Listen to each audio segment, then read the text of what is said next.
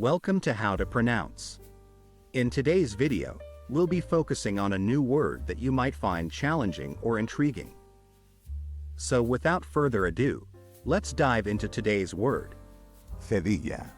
which means a symbol written under the letter C in some languages, indicating that it is to be pronounced as S rather than K. Let's say it all together. Cedilla.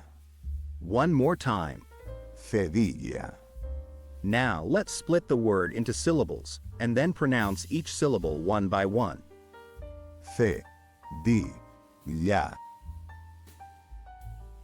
Thank you for joining us on this adventure in pronunciation. Remember, language is a journey, not a destination. Keep exploring, experimenting, and expanding your linguistic horizons.